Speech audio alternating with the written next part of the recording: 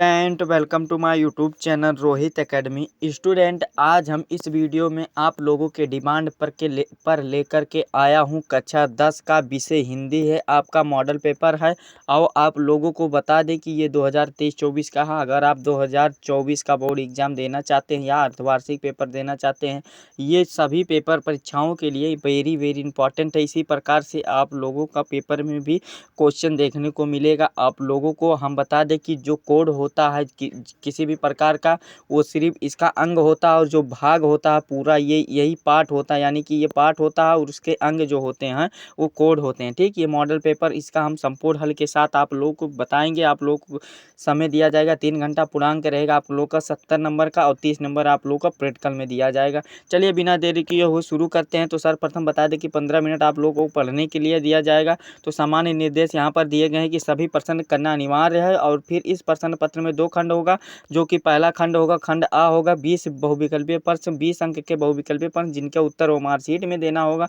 अगर आप लोग को उसमें परीक्षाओं में नहीं है या अर्धवार्षिक का परीक्षाओं में नहीं दिया जा रहा तो कोई बात नहीं, वार्षिक में दिया जाएगा। ठीक, और ओ मार्कशीट में इस प्रकार से गलती ना करें। ओ मार्कशीट में इरेजर या वाइटनर या काटे पीटे ना और वाइटनर का प्रयोग ना करें। ठीक, फिर दूसरे खंड में 50 वर्णनात्मक प्रश्न, जिसको हमें सॉल्व करना है। तो इसी प्रकार से आप लोगों को कुल खंड 5 मिलेंगे। तो चलिए बिना देरी के अपने क्वेश्चन पर आते हैं। खंड आ हमारा यहाँ से स्टार्ट होता है, जिसमें से बहुविकल्पीय प्रश्न हमारा है।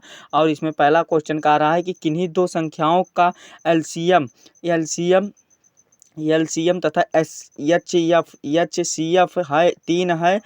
एलसीएम 60 है और एचसीएफ कितना है 3 है। तो एक संख्या 12 हो तो एक दूसरी संख्या क्या होगी? तो एक संख्या 12 हो तो दूसरी संख्या क्या होगी? तो इसका जो सही आंसर होगा लगभग 36 होगा। एक बार इसको आप लोग देख लीजिएगा, थोड़ा कंफ्यूज में हम आप लोग को बता रहे हैं। इसका आंसर लगभग 36 होगा। तो यानी कि चौथा वाला ऑप्शन लगभग सही होगा। आप लोग इसको देख लीजिएगा।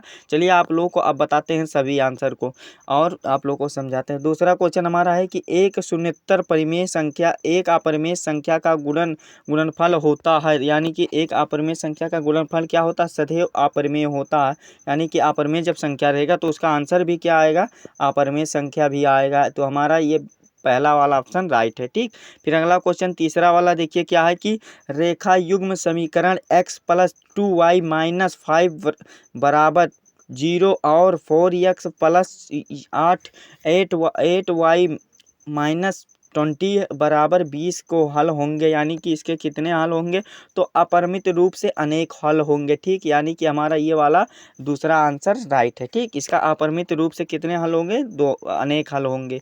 ठीक, और फिर देखिए अगला क्वेश्चन हमारा क्या है कि वह सबसे बड़ी संख्या बताइए जिससे जिससे 70 और 125 को विभाजित करने पर क्रमशः शेषफल 5 और 8 प्राप्त होता है। तो वो संख्या क्या है?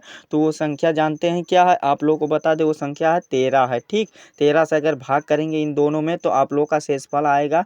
शेषफल कितना आएगा? 8 8 दोनों 8 5 8 आएगा। इसमें अगर 70 में करेंगे तो 5 आएगा और फिर इसमें 125 में करेंगे तो 8 आएगा। करके देख लीजिएगा आप लोग अपने कापी में। ठीक, फिर अगला क्वेश्चन देखिए क्या है कि 3 के प्रथम 5 गुणजों का योग है। यानी कि 3 के प्रथम 5 गुणजों का ये योग क्या है? ठीक, यानी कि उसको जोड़ने पर कितना आ रहा है। देखिए कहने का मतलब, सवाल को पहले समझिए। इस प्रकार से अगर कोई भी क्वेश्चन आएगा तो आप लोग कर लीजिएगा। इसका जो सही आंसर होगा जानते हैं क्या होगा? 75 होगा। यानी कि ये चौथा वाला हमारा राइट आंसर है। 5 का कौन सा राइट आंसर है? तो 75। जानते हैं किस प्रकार से है? आप लोगों का इस प्रकार से लगभग होगा 3 के 5 गुणजों का 3 के 5 गुणा करना है इस प्रकार से। देखिए 3 यानी कि 3 को 3 3 3 त्रिका 9 9 त्रिक 27 और 27 यहाँ आपका हो जाएगा। इस प्रकार से 5 गुणज कर लीजिएगा आप लोग, इतना ही आंसर आएगा। ठीक, या कि तो 5 का होगा या कि तो इसका होगा। ठीक, इसी प्रकार से ये वाला कर लीजिएगा, योग कर देंगे आप लोग का आ जाएगा।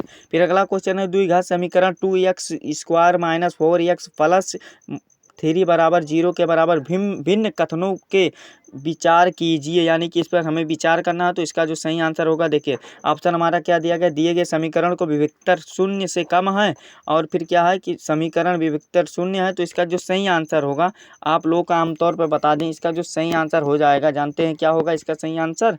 आप लोग का 6 का जो राइट आंसर होगा, दूसरा वाला हमारा राइट आंसर हो जाएगा कि ए और बी हमारा राइट आंसर है। देखिए दूसरा वाला ए और डी हमारा राइट आंसर है। क्या क्या ए डी में कह रहा है कि ए डी में यही कह रहा है कि दिए गए समीकरण विविक्तर शून्य से कम है, और फिर क्या है, फिर समीकरण का मूल वास्तविक है। ठीक, इस प्रकार से ये वाला हो जाएगा हमारा। इसका जो नीचे ऑप्शन दिया गया है, ये दूसरा वाला राइट आंसर है। ठीक, फिर 7वां क्वेश्चन देखिए क्या है कि AOBC एक आयत है जिसके 3 शीर्ष ए बराबर कितना दिया गया, 0,3 दिया गया, और बराबर 0,3 है, फिर और बी बराबर 5,0 है। तो इसका विकर्ण क्या होगा, इसका विकर्ण क्या होगा, यानी कि इसका विकर्ण पूछा है। तो इसका जो राइट आंसर है, इसको सॉल्व करेंगे तो हमारा जो आंसर आएगा 3 आएगा वैसे तो, यानी कि ये दूसरा वाला राइट आंसर है। और फिर अगला क्वेश्चन देखिए क्या, यदि समीकरण x² प्लस के x माइनस 5 प्लस 4 बराबर 0 एक मूल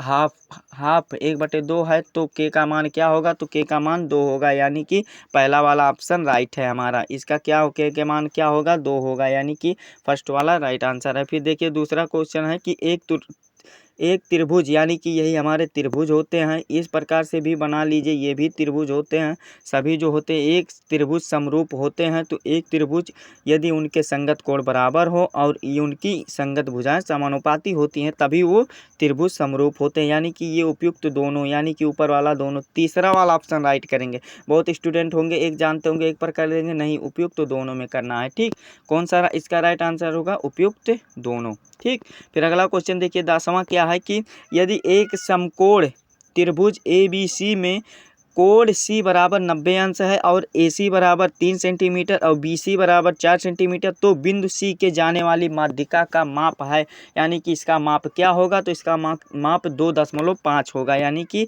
सेंटीमीटर होगा 2.5। इसको सॉल्व करेंगे तो हमारा यही आएगा, यानी कि आंसर लगा देंगे डायरेक्ट, पहला वाला आंसर राइट है। ठीक, फिर अगला क्वेश्चन देखिए क्या है कि यदि sine theta minus cos theta बराबर 1 हो, तो साइन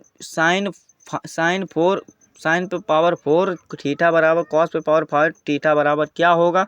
तो देखिए क्या होगा, तो इसका जो सही आंसर हो गया जाएगा 11 का।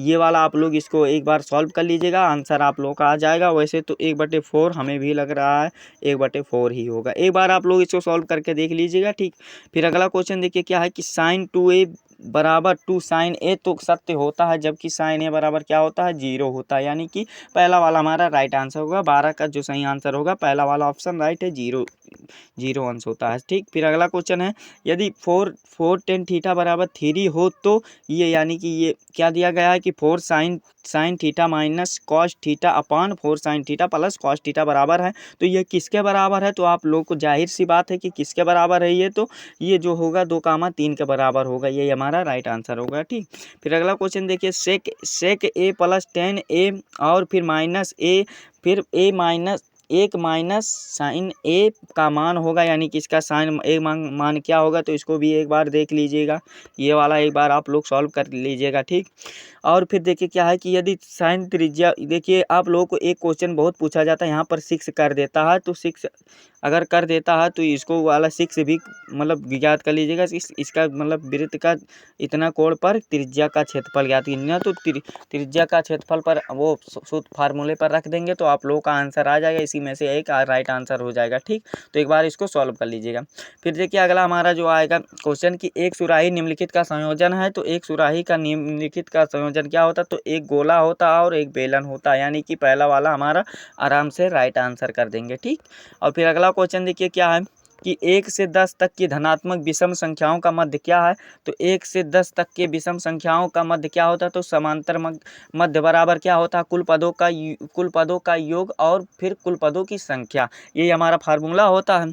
फिर इसका मतलब 1 से 10 तक जितने भी धनात्मक संख्या होती हैं उनको जोड़ देंगे, फिर जितने संख्या होंगी उनसे भाग कर देंगे, तो हमारा जो राइट आंसर आ जाएगा 5 आ जाएगा। ठीक, यानी कि 5 चौथा वाला हमारा राइट आंसर है 17 का। ठीक, फिर अगला क्वेश्चन देखिए क्या है, आंकड़ा इतना 13, 15, 16, 17 और 20 है, तो इसकी मध्यिका क्या होगी? तो इसकी मध्यिका क्या होगी? तो इसको आप लोगों एक बार सॉल्व करके देख लीजिएगा, बहुत ही आसान है, फार्मूला माध्यिका के फार्मूला पर रख देंगे तो आ जाएगा। अगला क्वेश्चन है, यदि कुल परीक्षणों का मध्य 25 है तथा बहुलक 45 है, तब मध्यिका होगी, यानी कि तब इसकी मध्यिका क्या होगी? तो इसकी मध्यिका जानते हैं क्या होगी? नहीं जानते ना, तो 33 इसकी मध्य क्या होगी, यानी कि दूसरा वाला राइट आंसर हो जाएगा। फिर आए देखिए क्या पूछा है, बहुत ही प्रायिकता यानी कि प्रोबेबिलिटी का आपका पूछ लिया है, बहुत ही आसान ये चैप्टर, आप लोग आँख मूंद करके नहीं, मतलब बिना समझ करके भी इसको थोड़ा बहुत कर सकते हैं। देखिए, जब एक पासे को फेंका जाता है तो 3 से छोटी एक विषम संख्या आने की प्रायिकता क्या होती है?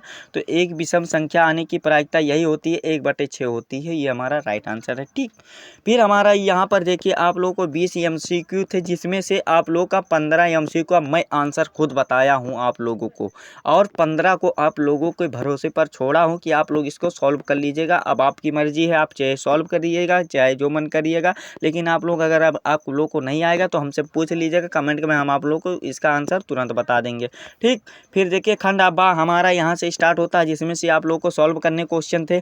तो देखिए क्या है कि सभी खंड कीजिए, 2-2 नंबर का है कि स्पष्ट कीजिए कि ये 3 × 5 × 7 + 7 एक अभाज्य संख्या है, तो क्यों है? तो ये अभाज्य संख्या नहीं है, अभाज्य संख्या है। ठीक, तो हमारा ये इसको सिद्ध कर दीजिएगा आप लोग, तो इसको सॉल्व कर लीजिएगा ये वाला, तो 2 नंबर यहाँ से मिल जाएगा। फिर यदि कॉट बराबर इतना है तो साइन ये यानी कि मान निकालना, तो इसको भी कर लीजिएगा। फिर देखिए आप लोगों का पृष्ठीय घनाभ का पृष्ठीय क्षेत्रफल से आप लोगों का 2 नंबर का क्वेश्चन छोटा सा आ गया है। फिर आप लोगों का मध्य वाला तो आप लोग तुरंत सॉल्व कर लीजिएगा। ठीक, 12 बार का भी निकाल कर दे दिया गया है, आप लोग इसको भी सॉल्व कर लीजिएगा, बहुत ही आसान है, इसको कोई नहीं छोड़ सकता, सभी लोग कर सकते हैं। फिर ये बिंदु को रेखाखंड के अनुपात भी ज्ञात करना है, 2 बिंदु का समदूरस्थ वाला भी क्वेश्चन यहाँ पर आया है, आप लोग यहाँ पर देख लीजिएगा, आप लोग इसको सॉल्व अच्छे तरीके से कर लीजिए। निम्नलिखित में से किन्हीं 5 खंडों को हल कीजिए, यानी कि इसमें 6 खंड दिए जाएंगे और आप लोग को एक ऑफर दिया जाएगा अथवा करके, यानी कि आप लोग को सिर्फ 5 खंड करना है, यानी कि 5 ही सॉल्व करना है। तो यहाँ पर देखिए सत्यता की जांच करना है आप लोग के, क्यों द्विघात बहुपद है। ठीक, और फिर 2 संख्याओं का वर्ग अंतर एक छोटी संख्या की बड़ी 8 गुना है। तो ये वाला क्वेश्चन आप लोग बहुत लोग बाजते हैं, तो इस पर आप लोग चर्चा कर लीजिएगा, बहुत इसको सॉल्व कर लीजिएगा। ठीक, तो एग्जाम देने जाइएगा। ठीक, इस प्रकार से आप लोगों को बहुत गुना में पूछता है। ठीक, फिर अगला क्वेश्चन है कि एक सिद्ध कीजिए कि किसी वृत्त के किसी व्यास के सिरों की खींची गई स्पर्श रेखाएं समांतर होती हैं, तो 4 नंबर इसके लिए दिया गया, तो आप लोग सिद्ध कर दीजिएगा। फिर अगला क्वेश्चन देखिए क्या है कि सिद्ध कीजिए, यानी कि सिद्ध करना है कि आंतरिक कोण यानी कि ये रेखाखंड वाला है, तो इसको भी कर लीजिएगा। फिर एक थैले में यानी कि प्रायिकता पूछा है, तो आप लोग इसको प्रोबेबिलिटी वाला बता दीजिएगा, आप लोग प्रोबेबिलिटी वाला। फिर लाल रंग नहीं हो सकती है, यानी कि इस प्रकार से आप लोग समझा दीजिएगा, बता दीजिएगा। फिर दिए गए बटन के माध्यक यानी कि माध्यक और यक्स और वाई का मान ज्ञात करना है, तो 4 नंबर इसके लिए भी दिया गया, तो इसको भी कर लीजिएगा। फिर अगला क्वेश्चन देखिए क्या है कि अगला क्वेश्चन हमारा है कि 2 अंकों की एक संख्या को लेना है, फिर उसके पलटने की यानी कि योग 66 हो जाता है, पलटने पर योग 66 हो जाता है, फिर अंतर इतना कर 2 ज्ञात करना, तो ऐसी संख्या कितनी है? तो आप लोग इसको बता दीजिएगा। ठीक, बहुत ही आसान क्वेश्चन पूछा। तो और नीरू और नीमा यहाँ पर देखिए नूरी और आयु की सोनू की 3 गुनी है, तो ये वाला भी बहुत पूछा है, अथवा करके भी पूछा गया है, आप लोग अगर ऊपर वाला नहीं। और बहुमंजिला वाला तो ये हमेशा पूछता है। देखिए बहुमंजिला वाला 2 भवनों की यानी कि ये त्रिकोणमिति का अनुप्रयोग से लिया गया, अथवा करके भी दिया गया है आप लोगों को।